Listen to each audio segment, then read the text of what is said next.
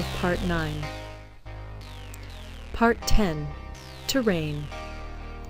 Sun Tzu said, "We may distinguish 6 kinds of terrain, to wit, 1. Accessible ground, 2. Entangling ground, 3. Temporizing ground, 4. Narrow passes, 5. Precipitous heights, 6. Positions at a great distance from the enemy." Ground which can be freely traversed by both sides is called accessible. With regard to ground of this nature, be before the enemy in occupying the raised and sunny spots, and carefully guard your line of supplies. Then you will be able to fight with advantage. Ground which can be abandoned but is hard to reoccupy is called entangling. From a position of this sort, if the enemy is unprepared, you may sally forth and defeat him. But if the enemy is prepared for your coming, and you fail to defeat him, then, return being impossible, disaster will ensue. When the position is such that neither side will gain by making the first move, it is called temporizing ground. In a position of this sort, even though the enemy should offer us an attractive bait, it will be advisable not to stir forth, but rather to retreat, thus enticing the enemy in his turn.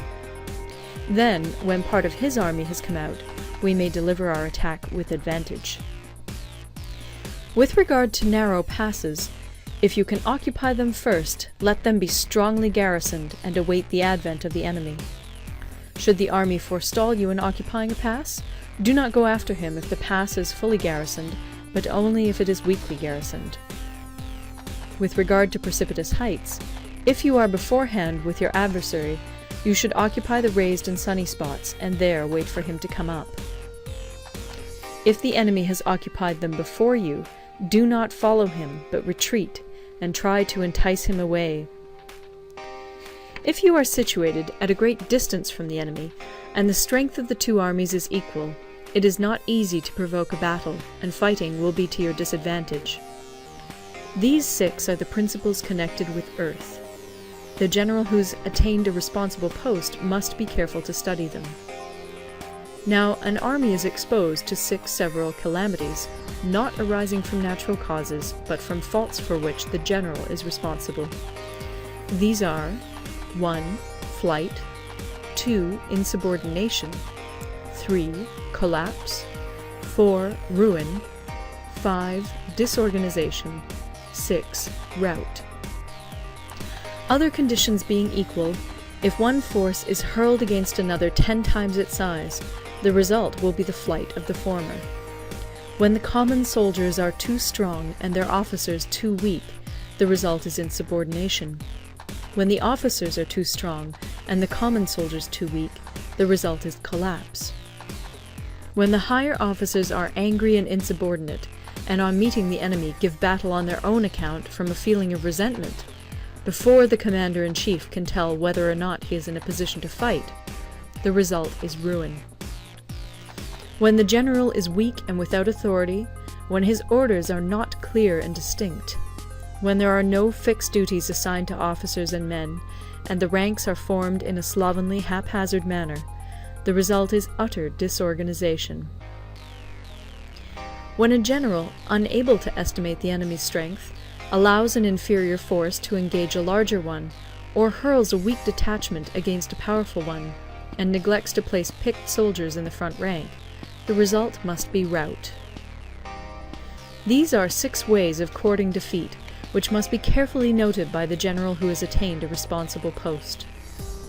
The natural formation of the country is the soldier's best ally, but a power of estimating the adversary, of controlling the forces of victory, and of shrewdly calculating difficulties, dangers, and distances, constitutes the test of a great general.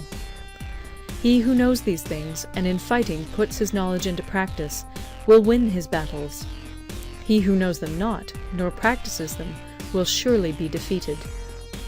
If fighting is sure to result in victory, then you must fight, even though the ruler forbid it. If fighting will not result in victory, then you must not fight even at the ruler's bidding. The general who advances without coveting fame, and retreats without fearing disgrace, whose only thought is to protect his country and do good service for his sovereign, is the jewel of the kingdom.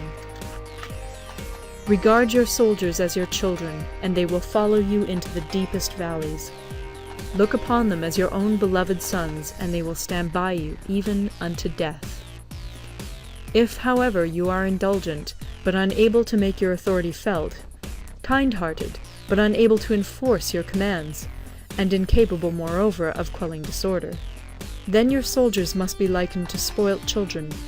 They are useless for any practical purpose. If we know that our own men are in a condition to attack, but are unaware that the enemy is not open to attack, we have gone only halfway towards victory. If we know that the enemy is open to attack, but are unaware that our own men are not in a condition to attack, we have gone only halfway towards victory. If we know that the enemy is open to attack, and also know that our men are in a condition to attack, but are unaware that the nature of the ground makes fighting impracticable, we have still only gone halfway towards victory. Hence the experienced soldier, once in motion, is never bewildered. Once he has broken camp, he is never at a loss. Hence the saying, if you know the enemy and know yourself, your victory will not stand in doubt. If you know heaven and know earth, you may make your victory complete.